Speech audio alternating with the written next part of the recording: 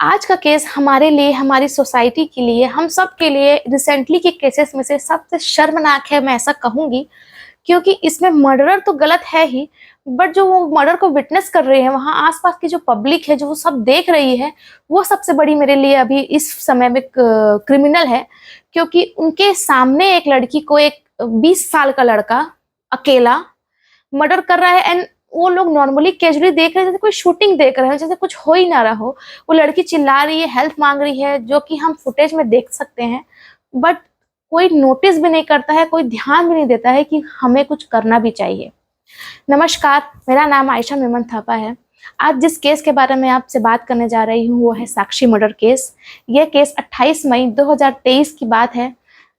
शाम के करीबन 8-9 बजे होंगे, रात भी नहीं, 8-9 बजे की बात है। और एक 16 साल की लड़की साक्षी है, उसका बीच गली में 20-25 लोगों के सामने जहाँ पे लोगों का आना जाना लगा हुआ है, एक लड़का मोहम्मद साहिल उसका मर्डर कर देता है। लगातार चाकुओं से वार करता है, पत्थर से उसको मारता है एंड वहाँ के लोग बस देखते रह जाते हैं।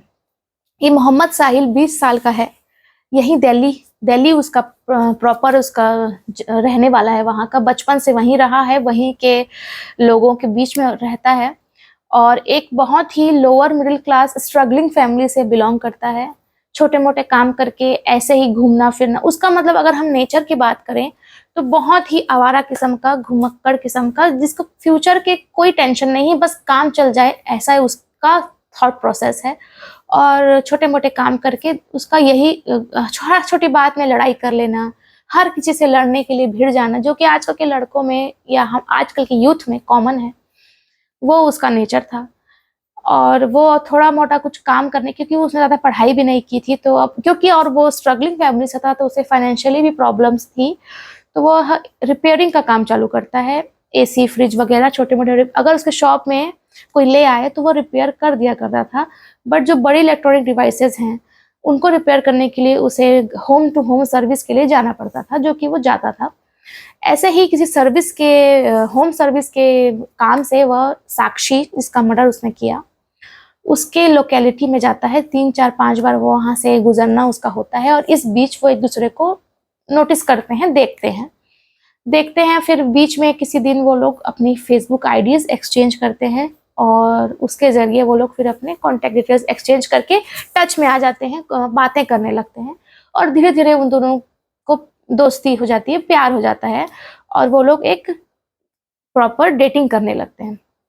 ऐसे ही कुछ दिन बीतते हैं, एक-दूसरे के बारे में जानते-जानते कुछ महीने बीतते हैं और साक्षी ने अपने सारे फ्रेंड्स, वो बहुत हैप्पी थी इस रिलेशनशिप से, उसने अपने सारे फ्रेंड्स को इस साहिल को दिखा चुका था, बता चुका था इसके बारे में। एंड वो जब कंफर्टेबल फील करने लगती है तो एक दिन बातों ही बातों में वो अपने किसी पास्ट के लड़के के बारे में उससे डिस्कस, ये उसकी कहना चाहिए गलती थी, उसने डिस्कस करा। उसने बताया कि एक प्रवीण नाम का लड़का था जिसके साथ वो बहुत सीरियस रिलेशनशिप में थी कुछ वक्त तक, और इस प्रवीण को उसके सारे फ्रेंड्स, इवन उसके पेरेंट्स भी कहीं हद तक जानते थे। साहिल के बारे में उसने अपने पेरेंट्स को नहीं बताया था अभी तक, बट प्रवीण के बारे में उसके पेरेंट्स थोड़ा बहुत जानते थे। इवन उसने उसके नाम का टैटू अपनी बॉडी में करवा रखा था। यही सबसे बड़ा ट्रिगर पॉइंट बनता है साहिल के लिए, ये मैं आपको बताती हूँ। वो लोग इस बारे में जब बात करते हैं तो साहिल उस समय उतना रिएक्ट नहीं करता है, वो सुन लेता है, बट उसके दिमाग में, क्योंकि वो थोड़ा-सा वॉयलेंट नेचर का भी था और उसके दिमाग में ये बात चलती ही रहती है कि ऐसे कैसे? जबकि वो उसका पास्ट था, तो भी उसको ये बात अच्छी नहीं लग रही होती है और साक्षी ने कंफर्टेबली, जबकि वो लोग बहुत दिन से साथ में थे, तो उसे बता दिया था। एंड वह ऐसे ही बहुत दिन तक दिमाग में चल तो रहा था, बट उसे कुछ कहता नहीं है। फिर उसे कहीं से पता चलता है कि वो लोग अभी तक टच में हैं, प्रवीण और साक्षी, चैटिंग के ज़रिए वो लोग बातें करते हैं।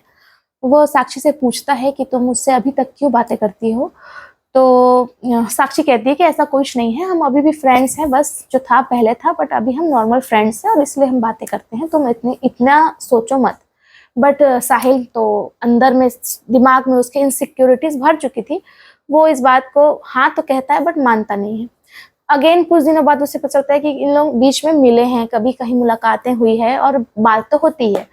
सो प्रवीण फिर एक दिन बहुत गुस्से में कन्फ्रंट करता है साक्षी से कि तो ये सब क्या चल रहा है, तुम उससे कैसे बात कर सकती हो, ये टैटू क्या है, मतलब वो उसके मन में जितनी थी रेज वो सारी उस दिन सामने रखता है। देन साक्षी भी उसे समझाती, फिर साक्षी को भी गुस्सा आने लगता है, वो कहती है ऐसा कुछ नहीं है, तुम बहुत ज्यादा हो सोचते हो एंड ऑल। देन प्रवीण उससे कहता है साहिल उससे कहता है कि तुम उससे बात करना बंद कर दो। तो साक्षी कहती है ऐसा कुछ है ही नहीं, हम सिर्फ दोस्त हैं। ये सब उनके बीच में लड़ाई झगड़े चल ही रहे थे इसी मैटर को लेकर। और फिर वो सब बात अपनी एक फ्रेंड होती है आरती, उसकी बहुत क्लोज फ्रेंड होती है, उससे शेयर करती है। तो वो कहती है कि समझाओ तुम। फिर ऐसे ही एक दिन साहिल जब बहुत ज्यादा इस बारे में धमकियां, मतलब इतना गुस्से में आ जाता है कि कहता है कि उसने लिटरली धमकी दी कि मैं प्रवीण को, जो उसका एक्स बॉयफ्रेंड था, उसे जान से मार दूंगा अगर तुमने दोबारा उससे कोई भी कांटेक्ट टच में रही। साक्षी इससे डर जाती है क्योंकि वो उसको बहुत अच्छे से जानती थी कि उसका बैकग्राउंड कैसा है। वो डर के अपनी फ्रेंड को, 16 साल की ही तो थी, वो अपनी फ्रेंड से शेयर करती है कि वो इस तरीके की धमकी दे रहा है। तो उसकी फ्रेंड और वो दोनों सोचते हैं कि कहीं ये कुछ सच में नुकसान ना कर दे, इससे बेटर है तुम ब्रेकअप कर लो, क्लीन खत्म कर लो। तो साक्षी ऐसा ही करती है, वो एकदम अपने तरफ से एकदम क्लियर होती है कि मुझे ब्रेकअप करना है। वो से बातों बातों में कहती है कि कुछ सही नहीं है, कुछ भी रीजंस देती है, ये नहीं कहती कि मुझे डर लग रहा है तुमसे, बट वो क्लियर होके उसे ब्रेकअप करके पूरा खत्म कर देती है। बट साहिल मानने को तैयार नहीं था, वो बीच बीच में उससे यही बात करके लड़ता रहता था। और जब उसने, अब ये जो ब्रेकअप की जो टाइमिंग थी ये बहुत गलत साबित होती है साक्षी के लिए, क्योंकि साहिल के दिमाग में ऑलरेडी बहुत कुछ चल रहा था और उसे सब का कारण ये प्रवीण लगता था। ऊपर से उसका दिमाग में कहीं ना कहीं ये टैटू जो था, इसने इतना इम्पोर्टेंस प्रवीण को पहले दिया था, और मैं इतना इम्पोर्टेंट नहीं हूँ जो इसने अपने पेरेंट्स को भी मेरे बारे में नहीं बताया। इवन टैटू तो प्रवीण के नाम का है ही। सो ये सब में वो गुस्से में उसे लिटरली धमकी देता है कि मैं तुम्हें भी जान से मार डालूंगा और प्रवीण को भी। यह बात साक्षी को बहुत ज्यादा डरा देती है। देन साक्षी अपनी फ्रेंड आरती से डिस्कस करती है कि मैंने ब्रेकअप भी कर लिया ना। वो अभी भी ये सब बोलता है, मुझे बहुत डर लगता है कि मुझे सच में मार न डाले। ये आरती के शब्द थे, वो अपनी फ्रेंड से पहले कह चुकी थी कि मुझे लगता है कि ये मुझे मार डालेगा। तो ये जो आरती है और जो ये साक्षी है, ये लोग मिडिल क्लास फैमिली से बिलोंग करते हैं। तो इन फैमिलीज में थोड़ा सा एक फैक्टर पैसा तो होता ही है कि पैसे होंगे तो हम अपनी सारी प्रॉब्लम सॉल्व कर लेंगे। बट ये लोग जो अपने आसपास की जो सोसाइटी होते हैं, जो जानने वाले होते हैं, उनमें जो सबसे पावरफुल होता है, वो ये सोचते हैं कि हम इनको बता दें तो शायद हमारी प्रॉब्लम ये सॉल्व कर सकते हैं, उसे बुला के वार्निंग दे के। तो आरती का ऐसा ही एक जानने वाला था झबरू, जो आरती जिसे जानती थी, जो थोड़ा पावरफुल था। वो कहती कि तुम झबरू के पास चलो, और दोनों जाते हैं। झबरू नाम था उस व्यक्ति का। वो दोनों जाके उसे अपनी सारी प्रॉब्लम्स बताते हैं एंड झबरू उसे बोलता है कि तुम बिल्कुल टेंशन मत लो, आराम से रहो, कोई तुम्हारा कुछ नहीं कर सकता, मैं देख लूंगा। और वो अपनी बातों में खरा भी उतरता है। वो साहिल को बुलवाता है और उसे क्लियर बोलता है कि तुम दिखना नहीं, तुम आसपास भी नहीं दिखना, अगर तुम दिखोगे तो तुम्हारे साथ ठीक नहीं होगा, ये दोबारा मेरे पास शिकायत नहीं आनी चाहिए। अब साहिल, जो कि पहले से ही बहुत ज्यादा मिक्स्ड इमोशंस में चल रहा था, गुस्सा भी था, ब्रेकअप का कह सकते हैं दुख भी था, और उसको हमेशा से प्रवीण जो था वो इम्पोर्टेंट लगता था, वो लेस इम्पोर्टेंट लगता था। ये सब में अब आ गया था इमोशन एक और डर का। अब एक तो वो उससे पावर, ये पहले तो ये थोड़ा सा आवारा किस्म का जवाब देना चाहता था बट दे नहीं सकता था क्योंकि मार पड़ेगी, डर लगता था। और ईगो भी हर्ट हो गया था कि इतना कुछ मुझे झबरू ने बोला और मैं कुछ कर नहीं पाया। तो वो अपनी लाइफ का सबसे खराब फैसला ले लेता है इन सब इमोशंस में कि जिसकी जो जड़ है मेन साक्षी, क्यों ना मैं उसे ही मार दूं तो सब ठीक हो जाए। किसी कारण से साक्षी अपनी फ्रेंड आरती के साथ 1 महीने से रह रही थी। उसके पेरेंट्स के साथ सब ठीक था, ये कारण अभी तक डिस्क्लोज नहीं है, बट किसी कारण से वो अपनी फ्रेंड के साथ 1 महीने से लगभग रह रही थी। और उसका रूटीन जो था, शाम को घूमना फिरना दोस्तों के साथ, यह चल रहा था 20-25 दिन जब से वो यहाँ रह रही थी। ये बात साहिल नोटिस कर रहा था, ये बात आरती को नहीं, साक्षी को नहीं पता थी। साक्षी कहाँ जाती है, कितने बजे फ्रेंड्स के साथ मिलती है, कब कितने देर में उसके फ्रेंड्स वहां से आके उससे मिलते हैं, ये सब जो साहिल है ये नोटिस धीरे धीरे करने लगा। और 28 मई को उसने मौका पाया, वो साक्षी का पीछा करने लगा। साक्षी अपने कुछ फ्रेंड्स के साथ निकलती है और वो लोग उसका पीछा वो करते ही रहता है बीच-बीच में। और जब एक जगह पे उसके जो फ्रेंड्स थे वो किसी दूसरे फ्रेंड को लेने के लिए कुछ देर आगे चलते हैं, तो ये पीछे-पीछे अकेले आ रही होती है और एक गली ये चौराहे में एंटर करती है। वहाँ ये उसके सामने आके खड़ा हो जाता है और विदिन अ मिनट वो उसको चिल्लाने लगती है, तुम यहाँ क्यों हो? ऐसा 1 मिनट के अंदर ही वो उस पे चाकू से वार करने लगता है। वो चिल्लाती है, वहाँ पर मैक्सिमम 25 लोग मौजूद थे, जो कि सब देख रहे थे वो चिल्ला भी रही है। उस समय तक तो कोई नहीं आया।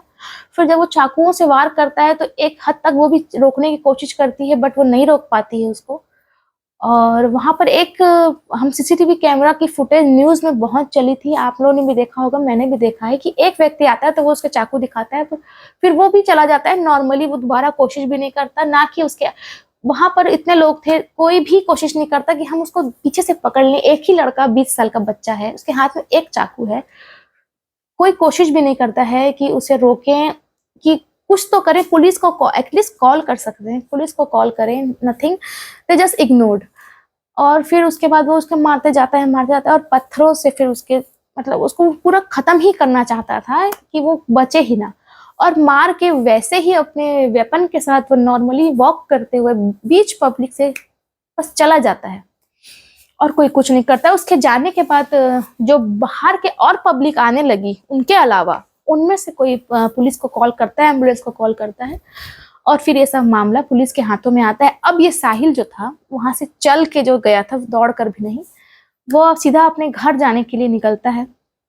जब वो अपने घर की गली में एंटर करता है तो उसे ऐसा लगता है कि सबसे पहले वो लोग मेरे घर ही तो आएंगे। तो वो वहां से एक बस पकड़ के अपनी यूपी में किसी मौसी के पास जाता है और वहां पर जाके कहता है कि मैं इस शहर में आया था किसी काम से, रात हो गई तो मैं यहीं रुकता हूँ। वो लोग भी नॉर्मली उसे अपने घर में रखते हैं। फिर वो जब पुलिस उसके घर पहुंचती है और सारी बातें खुलती है तो उसके पेरेंट्स इसमें इनोसेंट थे, ये इससे प्रूव होता है क्योंकि वो लोग ही, जब पुलिस उनसे पूछती है कि तुम्हारा बेटा कहाँ कहाँ जा सकता, तो वो लोग सारे क्या कह सकते हैं, जो मुमकिन जगह हो सकती है आसपास की, वो उसके जवाब देते हैं और एड्रेस भी देते हैं। और इवन जब उनकी मौसी नॉर्मली फोन करती है साहिल के घर पे कि तुम्हारा बेटा यहाँ आया हुआ है, तो वो इमीडिएटली पुलिस को इन्फॉर्म भी कर देते हैं कि ऐसा ऐसा है, वो वही है। और अगले ही दिन 29 मई को पुलिस वहां से उसको पकड़ लेती है। वेपन भी उसके पास मौजूद था और उसने बताया कि वेपन को उसने नाले में बहा दिया, तो वो नाला भी वो बता देता है।